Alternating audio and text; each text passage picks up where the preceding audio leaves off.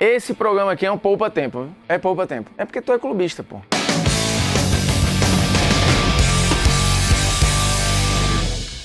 Fala, moçada, beleza? Ó, Polêmicas Vazias na área, convidando você gentilmente, diferentemente de outros programas, a dar seu like. Seu dislike não tem problema, se inscreve aqui, que é de graça, e comente o conteúdo com argumentos, assim, usando um pouco da sua inteligência. Às vezes dá um certo trabalho? Dá, mas a vida, ninguém falou que ia ser fácil, né? Seguinte, qual é o segundo maior clube do mundo? É uma apelação esse tema, né? Por quê? Porque o primeiro todo mundo sabe qual é, porra. Ninguém vai ficar discutindo aqui. É Real Madrid, e com alguma sobra. Mas quem é o segundo? Quem é a segunda grande força do futebol mundial? Tem debate ou não tem? Eu já fiz um Polêmicas Vazias e talvez a resposta esteja ali. Lá das antigas, deve ser 2017, 2018. Vamos lá. A FIFA, em dezembro de 2000, ela elegeu os maiores clubes do século XX. Se você não sabe, o século XXI começou 27 dias depois, né? Em 2001. E aí a FIFA elegeu, fez uma votação. À época, a FIFA tinha uma revista bimestral, ou seja, ela vinha a cada 2 meses. E aí os leitores da revista votaram nos maiores clubes do século XX. Você pode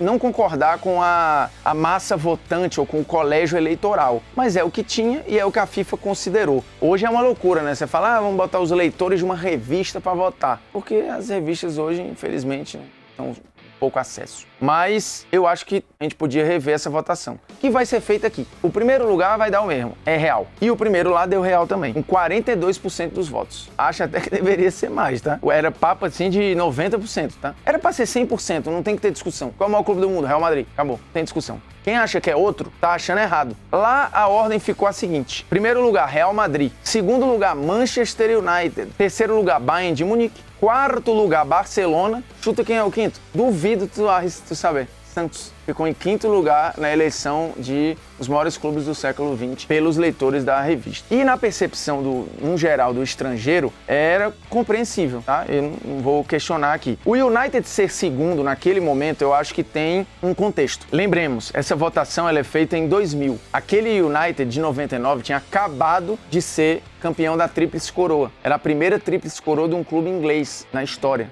Então, tem uma relevância muito grande ali. O United estava voando, emendando uma Premier League atrás da outra, porque hoje você fala, mas o United, não sei o quê, o Liverpool voltou e tal. Naquele momento ali, na virada do século, o United estava voltando a ganhar uma Champions depois de mó tempão, dominando a Premier League e continuaria dominando por um bom tempo. Com as finanças lá no alto, assim, a gente tá falando de um time que estava caminhando para começar e bater recorde de faturamento, então era compreensível que aparecesse em segundo. Existe uma briga na própria Inglaterra de qual é o maior time, né? Se é o Liverpool, se é o United. O United ficou muito tempo sem competição europeia. O Liverpool viveu momentos também de baixa e começou a voltar agora com o Jürgen Klopp, que é o 22º treinador da história do Liverpool só. Você não sabe, o Liverpool só tem 22 técnicos na sua história, é uma parada surreal, né? Isso aí deve ter clube brasileiro que ter isso em 5 anos. 5 anos é putaria, mas um pouquinho mais, né? Em uma década, com certeza. O Liverpool teve na sua história inteira. São 2 clubes gigantescos, tá? Gigantescos, e que a gente tá falando aqui, 2 das maiores grifes da história da Premier League. E são enormes. Não são os maiores vencedores de Champions, também não são os maiores finalistas, né? O Liverpool até briga ali, o Liverpool já chegou a 10 finais de Liga dos Campeões, mais do que o Manchester United, por exemplo, mas ficam nessa briga aí, se quem é o maior da Inglaterra e tal, o que acaba, fica um meio que puxando o braço do outro ali, né? Pra entender que eu sou maior, mas sou eu. Recentemente eu fiz um react fiz um react do maior da Inglaterra, e aí fiquei meio que em cima do muro ali. Acho que o Liverpool tá caminhando pra voltar a ter o maior papel, mas é porque, cara, em arrecadação e tudo, o United mudou de dono também. Então, assim, hoje, o United, se tivesse a mesma eleição, eu duvido que ele ficaria em segundo lugar, porque são pelo menos já 11 anos tentando se encontrar de novo, depois da saída do Alex Ferguson. Então, isso tem um impacto histórico. E nesse período o Liverpool ocupou um lugar, o City ocupou o lugar. Então, assim, o United hoje não é a maior torcida do mundo, ele não é a maior arrecadação do mundo, ele não é o clube mais valioso do mundo, ele também não tem sido o mais vencedor, ele tem ficado fora de Liga dos Campeões. Então, assim, a gente tá falando de uma equipe que era pau a pau aqui. A votação da FIFA lá atrás botava o United, Bayern e Barcelona muito próximos uns dos outros em termos de votação e tudo. E naquele momento, repito, era compreensível o United estar em segundo. hoje não é o Manchester United e também não é o Liverpool que tá voltando, mas não é. A briga aqui fica entre Barcelona, Milan e Bayern de Munique. E aí vamos lá, o Bayern de Munique tem 83 títulos importantes e oficiais e tal. 14 desses internacionais. O Bayern de Munique, ele tem 6 Champions e 4 vices, né? Na real tem até... Tem mais, né? No total, o Bayern tem 11 finais de Liga dos Campeões da Europa. Lembrando que acho que teve 2 no mesmo ano, né? Tem um ano que teve isso. E muda de tamanho a partir dos anos 70. O Bayern, até período, ele não era nem o maior da Alemanha. E depois bateu todos os recordes lá na Bundesliga. Mas ele é um clube que, por filosofia, ele é muito mais a entidade do que os jogadores. Então isso faz com que, muitas vezes, o Bayern não fure as bolhas e não chegue nas pessoas, como outros clubes que tentam montar seleções mundiais e com caras que levam muito os holofotes. O Bayern tem alguns esquadrões que são históricos. O esquadrão dos anos 70, com o Beckenbauer e tal, com o Müller, era enorme. O mais recentemente, que tinha Robben, Ribéry, também é um Bayern muito marcante. E o Super Bayern, campeão em 20, também era uma loucura, né? Com o Lewandowski, tal, campeão invicto, com 100% de aproveitamento e tal. Mas ele é uma equipe que você fala, as melhores equipes que eu vi jogar na minha vida. Eu não sei se o Bayern vai entrar direto. Talvez o Bayern de 20 aí, recente, brigue, apesar de ter sido efêmero, né? Ele foi muito rápido. Então, o Bayern é uma equipe que, comparada a essas outras aqui, não tem uma torcida mundial, fãs pelo mundo, igual como o United, o Liverpool, até que o Milan, que tem uma comunidade fora da Itália muito forte, até por ligações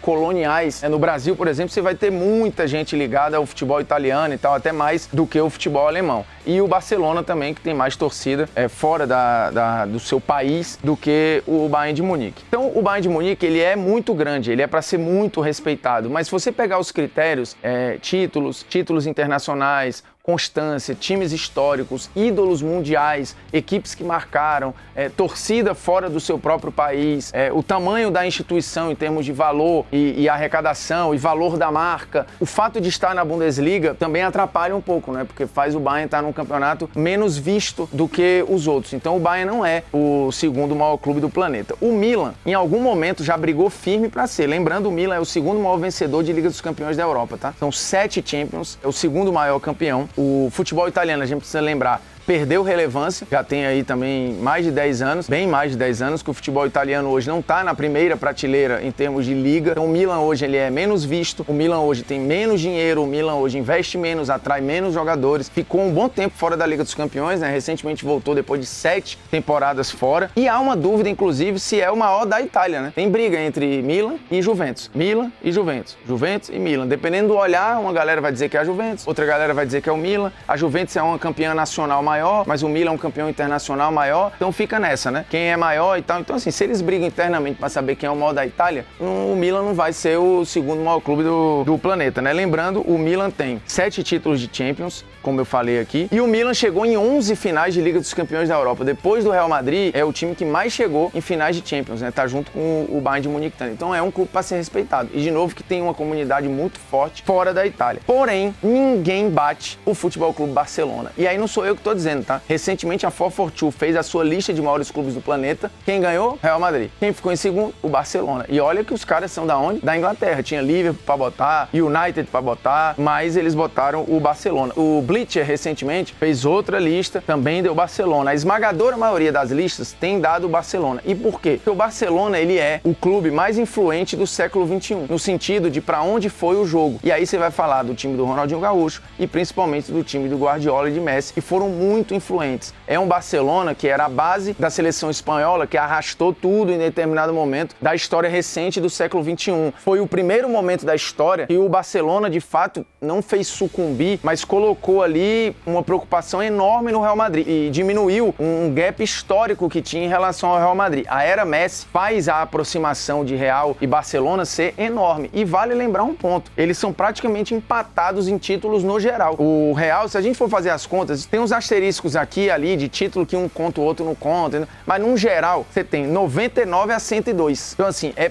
muito pau a pau. Tem contas que botam o Barcelona à frente, inclusive, do Real Madrid. Um dia desse, de 2019 pra cá, o Real conseguiu recuperar a frente. Mas até um dia desse o Barcelona estava passando em títulos em geral. Óbvio que em títulos internacionais, aí você tá falando de uma distância muito grande. E mesmo assim, o Barcelona é o segundo clube europeu com mais títulos internacionais. São 22 títulos internacionais. internacionais, o Real tem 32, né? Então tem 10 de diferença aí, é muita coisa. Mas a gente tá falando de um clube multicampeão, né? São 5 Champions, 3 Mundiais, 3 Copas da UEFA, 27 La Liga, 32 Copas do Rei, né? É o maior vencedor de Copa do Rei, 99 títulos no geral, com alguns asteriscos na conta, contra 102 do Real. Mas se você pegar títulos internos na Espanha, o Barcelona tem mais títulos que o Real Madrid, somando tudo, né? Internamente. Então, assim, o maior campeão nacional da Espanha é o Barcelona. No geral, vai ser o Real Madrid. Isso sem contar o seguinte, o Barcelona é o único time que está em competições europeias ininterruptamente desde 1955. Essa informação eu não sabia. Desde 1955, o Barcelona está todo ano em uma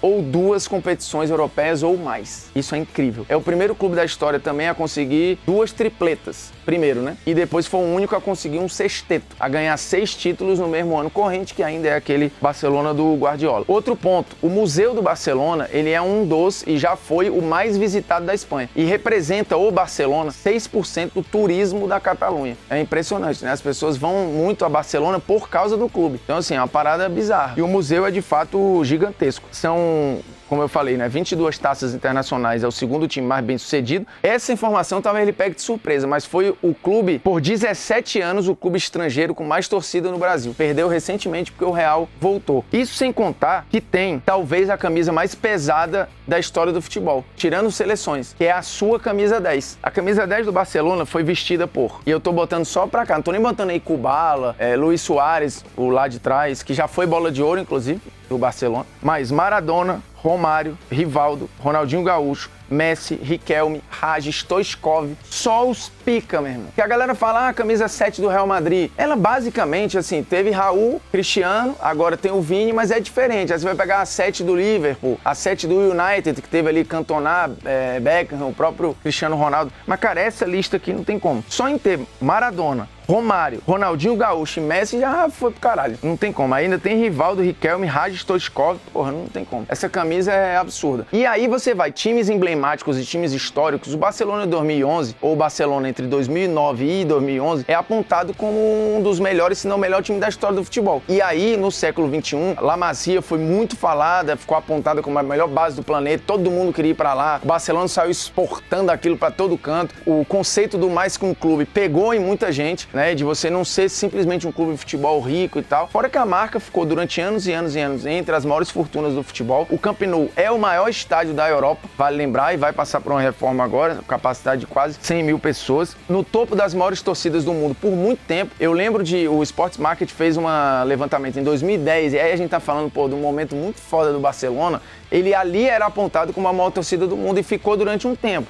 Agora voltou a perder, fica ali o Real Madrid ganha, o Barcelona fica um pouquinho atrás, os clubes ingleses ficam um pouco mais atrás, mas eles são muito globais, cara. O Barcelona e o Real Madrid são muito globais e fazem o maior clássico do planeta, né? Isso sem contar os times marcantes que eu falei aqui. Só da era recente, tem o Dream Team de 92, 93, tem o time do Ronaldinho Gaúcho entre 2004 e 2006 e o Barcelona do Guardiola. E o trio MSN, que é outro time, já é o Barcelona do Luis Henrique. Então, cara, assim, é muito time absurdo em muito pouco tempo, assim, não tem como. Além de ter, pra mim, o melhor trio de ataque da história, né? Ou pelo menos da história moderna, que é o trio MSN. Então, tudo isso remete ao Barcelona e vai aumentando o time de tamanho.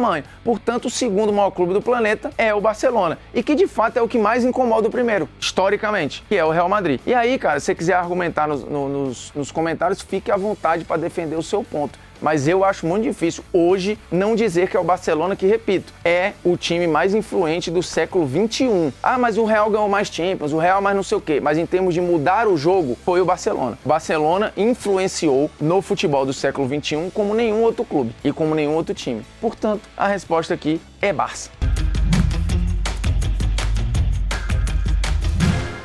Seguinte, programa acabando, mas ainda preciso falar do polêmica aleatória. Cerveja ou vinho? Cara, assim, cerveja tem uma variação grande, o vinho também, né? Tem o vinho tinto, o vinho rosé, tem o vinho verde, né? Ou o vinho branco. uma variação gigantesca, é um pouco mais caro, né? Se bem que as cervejas artesanais estão vindo com tudo aí também, né? Tem cerveja artesanal de 50, 60, 70 pau. Cara, a cerveja me deixa empachado, assim. Eu acabo bebendo pouca cerveja, eu não consigo ficar o dia inteiro bebendo cerveja. Ela vai inchando, não é porque tem que tomar com um negocinho. Eu sou time vinho, e o vinho tem uma vantagem, você bebe quente ou frio, né? A cerveja, assim, no Brasil, principalmente, é só gelada. E ela tá muito associada ao que ele é um pagode, a dia, né? Pelo menos pra mim, tá? O vinho eu acho que combina com mais coisas, ele orna com mais comidas, um peixe, uma massa, uma carne. A cerveja tu vai comer, a cerveja com a macarronada, fudeu. Cerveja com pizza, esquece, velho. Tu vai comer um pedaço de pizza, 3 copos de cerveja, vai ficar desse tamanho aqui, ó. O vinho vai aqui, e outro tu bebe ali 4, 5 garrafas de vinho numa noite, ó, suave. Cerveja é foda, mano. Não, e fica doidaralhaço também. E cara, assim, o estar bêbado do vinho, o inebriado do vinho, eu prefiro. Acho um negócio mais, sabe ali, você tá curtindo a lombra e tal. A cerveja, eu não consigo nem determinar como é. Eu já fico cabeça pesada e barriga inchada. Então eu sou time vinho. Deu pra perceber, né?